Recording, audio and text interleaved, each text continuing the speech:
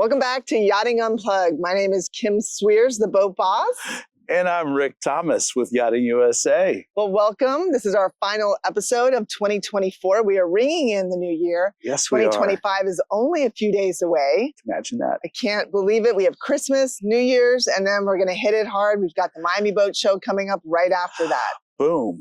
Yes. Coming into a boat, the boat show season's going to ramp up big. Yeah, just when you think you could take a breath and pause, which is kind of what we're going to do for the next week or so, I think, It'll be nice. So what plans do you have? So Tristan and I are going to celebrate Christmas here in sunny South Florida, where it's a balmy 80 degrees. And nice. Although they're saying we're going to get a cold front, which is good.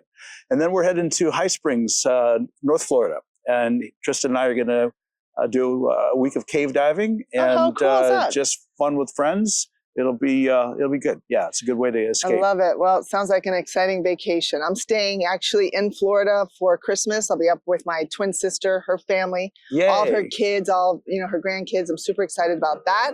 Chase is in town from FSU, my son. And Bravo then, that. Right? Yeah. And then we are going off the grid. Chase and I and one of his friends, we're going to be somewhere in the world. I'm going to keep it hush, but I'm going to go off the grid. And the three of us are going to do some really crazy things in another country. In another country? Yeah. Well, we're off the grid. Little tropical. Nice. Well, that defines the space a little bit, going tropical. Yeah. Yeah, off the grid. We're North Florida. The cell service sucks. There's very little internet. Too bad. Yeah. And a little cave diving's a little crazy, so why not? Well, good. Well, I'm going to be actually writing my speech and practicing for I have a keynote speech at the Hartford, Connecticut Boat Show. Wow. Really excited about that. When is that boat show? That is the 16th to the 19th, and I will be there speaking on the 17th, I think is my speaking engagement. Wow. So I'll be speaking about turning tragedy into a legacy and really about making the comeback stronger. It's way greater than the setback. So I'm really excited about telling my story to the group up there. I actually have never been to Hartford, Connecticut. I'm really excited about it. You're going at just a balmy, warm time of the year too, aren't you? Well, it's at the Mohegan Sun. I don't know if you've been there. No, I've seen photos. It's the casino. It's stunning.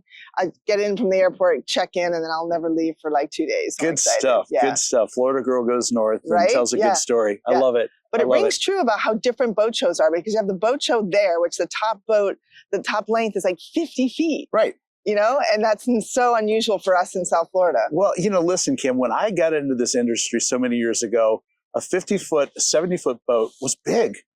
And to a lot of people still, particularly if you're not here in South Florida where you see all of what you see here in this marina, a 50-foot boat's a good-sized boat. No, absolutely. But most of the registered boats are in that range. You've got all these yachts, but I think Bert Fowles said it best. There's 6,000 yachts, I believe, in the world. Yeah. And other than that, the rest are really just, smaller boats. Yeah, he's talking about the large yachts, and then you've got the smaller. What family boats? What upper middle class families can start to afford, and that is the bread and butter. That's the heart and soul of the boating industry. Couldn't agree more. I own a boat dealership. I know what it's like. Parts and service and sales and brokerage and all that stuff. It's such an integral part, of running the business is just that smaller boat range. And we just lost our Christmas tree. So it goes. So let's look at 2024. Yeah. What has happened? We've had markets fall like that, actually. That was set up. No, that's true. But we've had some positive things too. The whole election cycle had so many people unsure, uncertain about what the economic outlook could look like.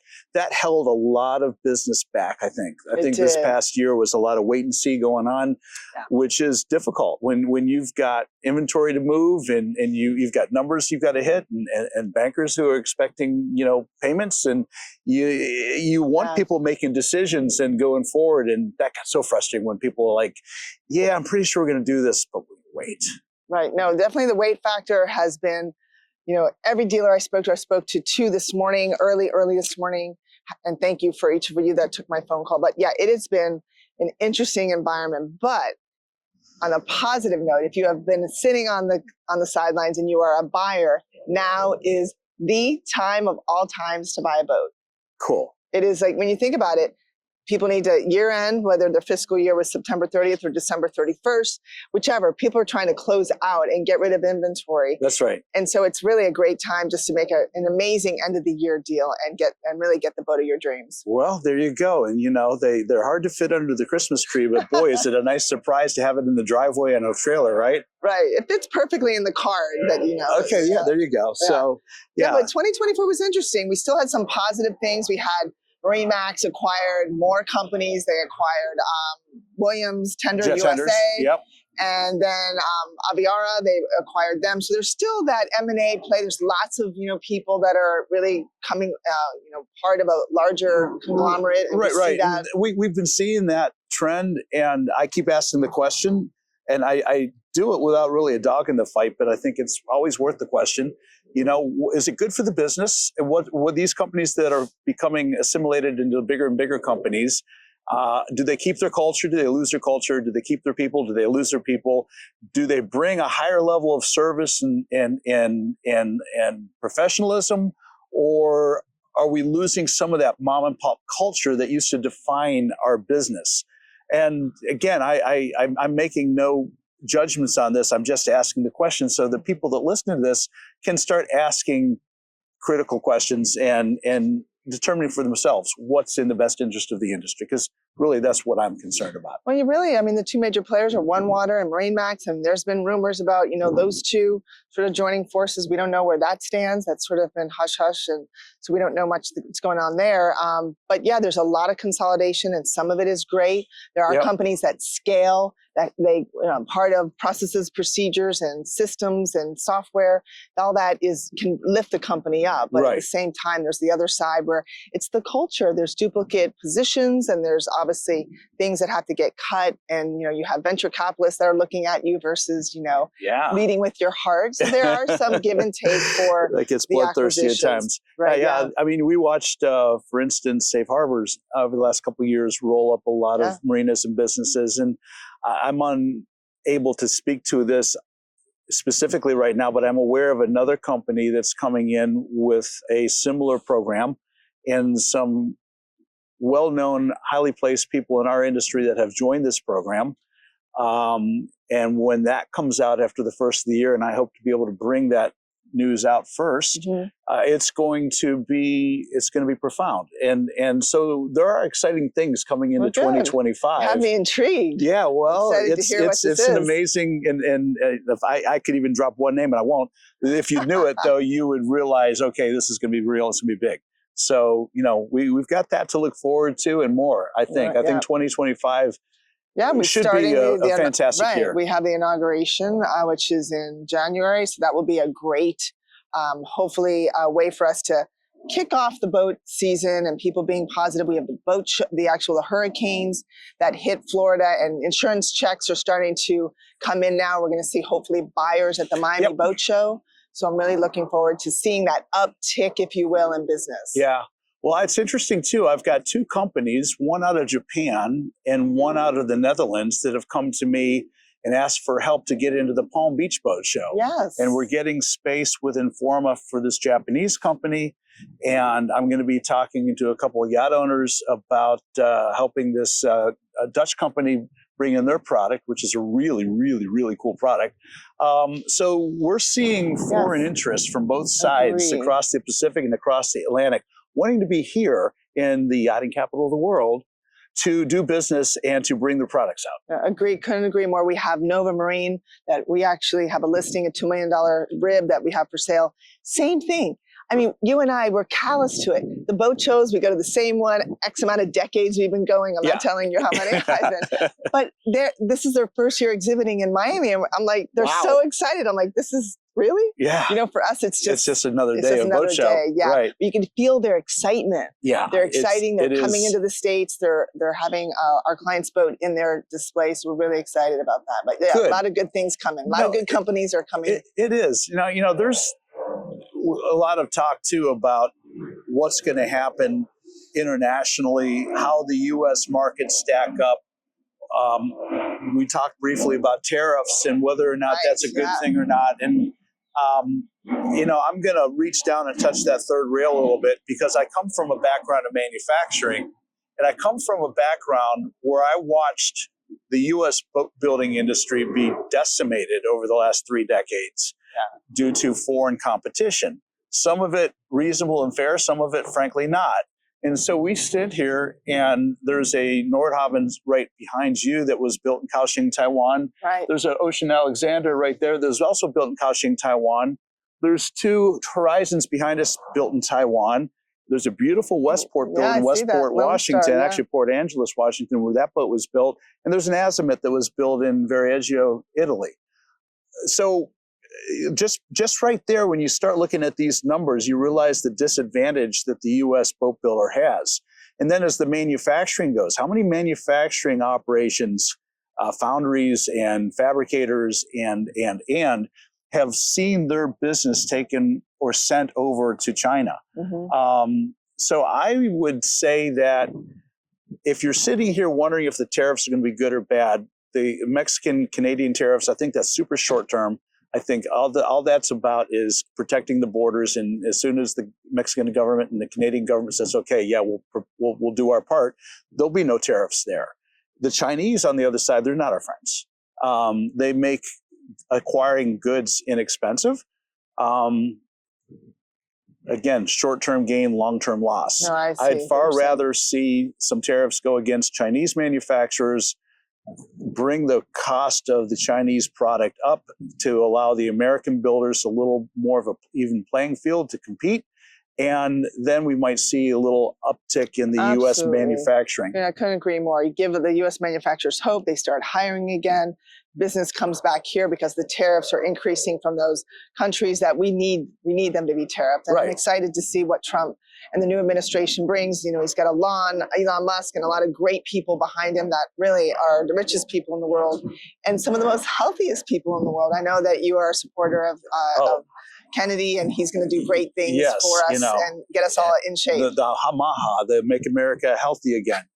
It's really important, though, because, you know, I think when you look at in business, we're talking about business right now, and what it costs us to insure our employees and the quality of our health care for what we pay is not a value. It's a horrible value. And one of the best things we can do is take personal responsibility and help ourselves become more healthy so that you're less dependent upon the healthcare system and you take more personal responsibility for your own. So I'm a big advocate for that. You know, you just pay attention to what you eat and what you do, how much you move, and just simple little things can make a huge difference. No, I know. We've seen it. You and I talk about it all the time. We get our 12,000 minimum steps in a day, and it's look what it's done to me and to you. And a lot of people that I have touched through my posting have all lost. One woman lost 4 pounds in 2 weeks, and it's just amazing what I'm seeing is just by putting it out there, what I do every day to get myself to keep this. It's a motivational thing. And you and I also have both, as we end the year and we're really kind of reminiscing on what was and what will be. We've both had tragedy in our lives this year. We've both suffered losses and are struggling with that burden, that grief, everything that happens. And I know I can speak for myself. It's my industry that has held me up, that has shown up for me, the genuine love and the support. And I would tell anybody that's listening to this podcast that's also dealing with whether it's family issues or losses, whether it's personal losses or business losses or whatever that looks like, turn to your network, turn to your people. Don't be reluctant to be a little vulnerable and say, hey, I'm struggling here. I could use a little help. It's amazing what comes back to you. And, I think it's important that we do the best we can for our mental health as well. Yeah, and I'm going to speak about that at the Connecticut show, at Hartford show, is really, folks, take 3 people a day. Doesn't cost anything to text somebody. You and I text, we support each other. A lot of you have friends that you are alone or have recently had some sort of loss or tragedy. Reach out to them, just hit them up with a text and say, hey, I'm thinking about you. You should never know what that hand, if you reach that hand out, you might just save someone. So really be kind and really support people during this time. Holidays are tough for a lot of people. They are. They are. You get these little triggers that you don't see coming and all of a sudden you're like, oh boy. Right. You know, Yes. oh boy. Yeah. Yeah. And mental health is huge right now. I know, we've got Captain Kelly is really big into it with her charity. So if you're a yacht, I was part of a crew on a yacht and you're having issues, there's outlets for you to find help there. Super important that if you're having an issue, just ask for it. Right. Right. Yeah. There's a lot of resources for you, and don't hesitate to reach out for those resources. Right. Well, I'm looking forward to reaching out to 2025. I can feel it. Yeah, pull it in. It's gonna be awesome. I know. And this is the last episode of Yachting Unplugged for 2024. We just really kicked this off, and 2025 is going to be interesting. I think we're going to expand some of our thinking a little bit. I know our engagement's just going to improve, and I would put it out there. If there are things that you as our listener would like us to touch on, topics you think we should discuss, let us know. We want to bring to the table something that's meaningful for those who are going to give of your time to listen to what Kim and I have to say. No, I agree. Well, we're winding down. Everyone enjoy the holidays, Christmas, Hanukkah, whatever you celebrate. Please be safe and bring in that new year safely. Yes. If you're boating, I'm a big advocate. We are for boating safety. So always boat smart from the start. It starts the night before with your drinking and your sleeping, and then getting to the boat. Make sure that you are in great condition and that you follow safety rules. And that your boat's in great condition. That's Don't true. leave the dock if that boat's not ready to leave the dock. I couldn't agree more. Right. Well, here we are. Let's ring in the new year. I wish I could do a virtual toast. Yeah, well, we'll do that in a little better, I'm sure. And I can't wait to see you after the first of the year. Thank you. I might be a little bit tanner. Hey, there's nothing wrong with that. Nothing wrong with that. Collect a little vitamin D and get that bare feet in the sand, ground a little bit. It's perfect. I can't wait. Well, we're I'm an airplane flying over us. People are traveling. Be safe, whatever you do. Yes. Don't forget to always, again, boat smart from the start. And for 2025, I want everyone to dream big, work hard, stay humble, and always pay it forward. Reach out that hand, whether it's to an individual or an organization. Just make a difference in the world. As I say, do well for others. Yes. Yes, please. All right. Well, thanks for joining us, everyone. Have an epic 2024, the year end, and an even better 2025. We'll see you on the next Yachting Unplugged. Yes, until then, we're out of here.